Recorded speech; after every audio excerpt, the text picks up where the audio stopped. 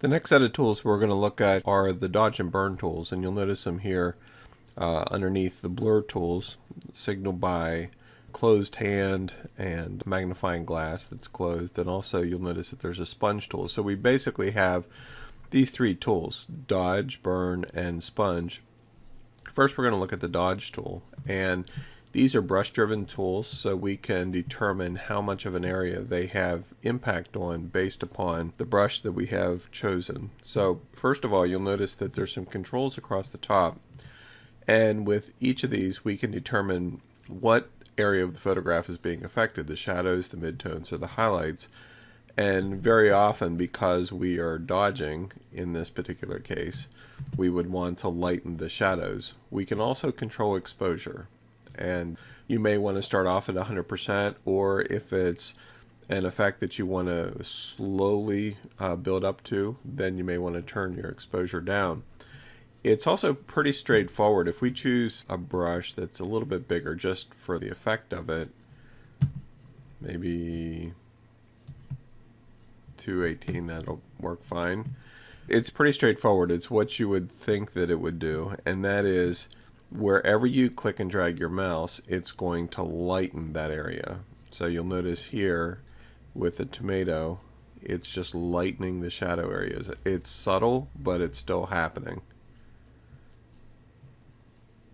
Okay, and I'll show you before and after here using history. We have before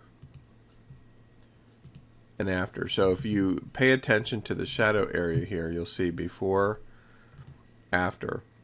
So it makes a pretty profound effect. Now if we switch the range to midtones and went over it again, you notice that it's going to lighten the midtone areas, and it'll also lighten the shadow areas some as well, just because usually the shadow areas include some midtone range from a pixel density perspective.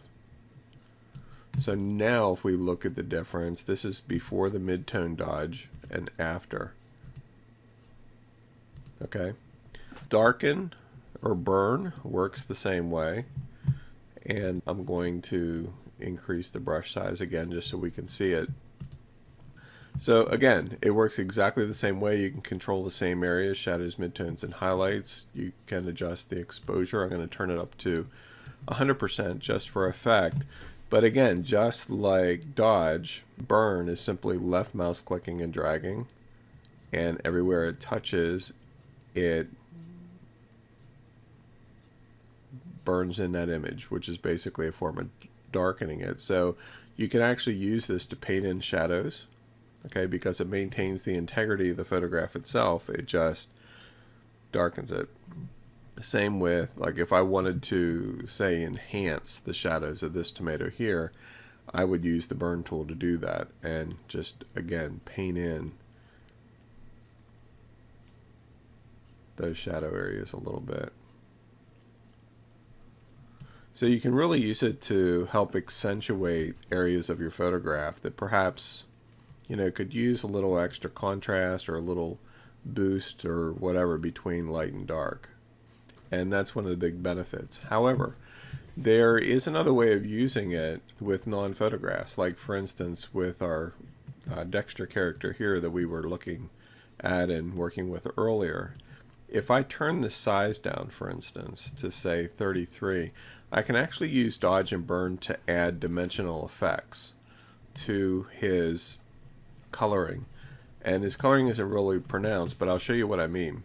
One thing that I like to do is isolate colors that I'm working on, and the easiest way to do that is by using the magic wand tool. So if I select just his hair, and I'm going to hold the shift key down and click in the curl areas as well, and then with the selection active, I can actually choose Control H or Command H to hide the selection. So it's still active, but I just can't see it. And then switching over to the burn tool, if I apply the burn tool just to the edge, the bottom edge of his hair, because the hair is selected, it won't affect any other part of the image, but you'll be able to see what happens. So just watch. So you notice now that whenever I'm dodging, it's actually darkening just his hair here. And if I switch over to the dodge tool and turn it down,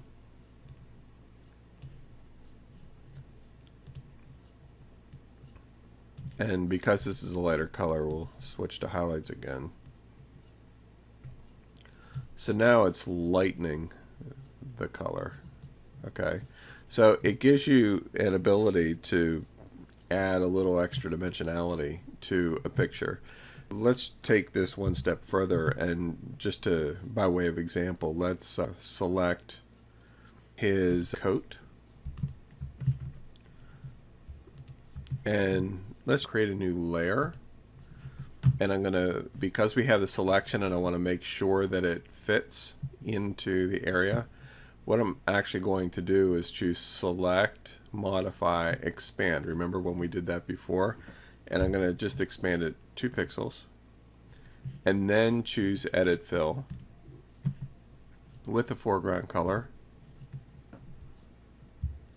and we can deselect it. And then we're going to be talking more about layers in a later video, but for now we're going to take this layer and change the blend mode, which is located right here, from normal to multiply. That way the color multiplies into the white and it's trapped by the black outline that's there. The other thing we're going to do is click lock with this layer selected, and the reason why we're going to lock it is essentially for the same reason that we had the selection of his hair selected and hidden. It limited the effect of the brush to just his hair. Okay, so now if we come back over to our dodge and burn tools, and let's switch to mid-tones here, you'll notice that if I come down across the top, you notice that it's lightening the top area of the green. Okay, and essentially what you're doing here is mimicking the effects of light.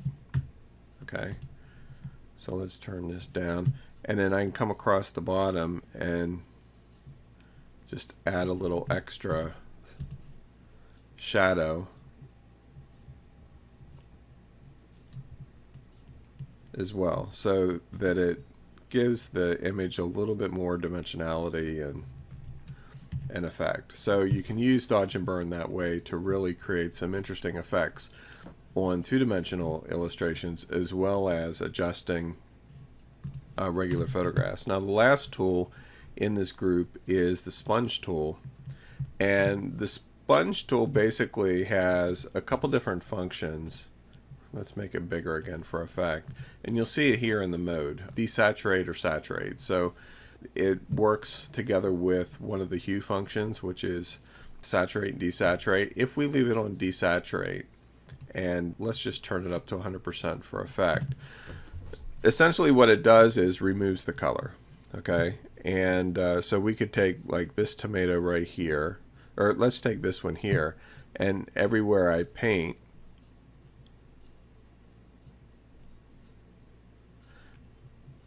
notice how it's starting to desaturate the color.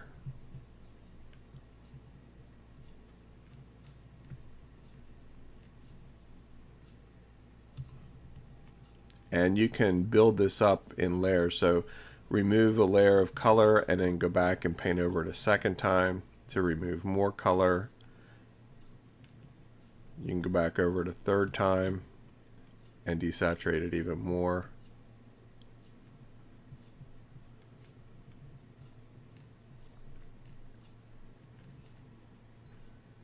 And because this was red, it's actually making the picture a lot darker. We could go back then to our dodge tool and use that to lighten up the tomato a little bit if we wanted it to really stand out as a black and white tomato in a color world, so to speak.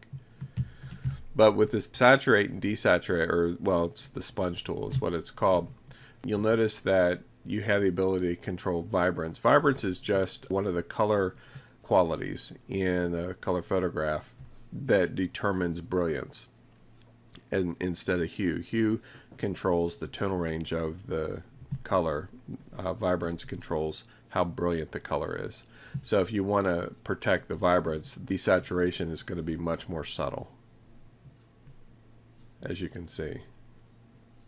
Now if I switch to saturate, we could have, say, a bland color like the tomato here, which you notice was kind of grayish looking, and it super enhances the end result. So it's a way of giving your image or a part of your image some extra pop. Like you'll notice right here the stem and leaves kind of look a bit drab, so I could use the sponge tool set to saturate to just kind of pop up the color in the stem a little bit. Now if I apply it here to this tomato, because we've already desaturated it, it's not really going to do anything. But notice like this tomato here doesn't really look all that brilliant. I can apply the saturate version of the sponge tool to it, and it'll just brighten up some of those colors.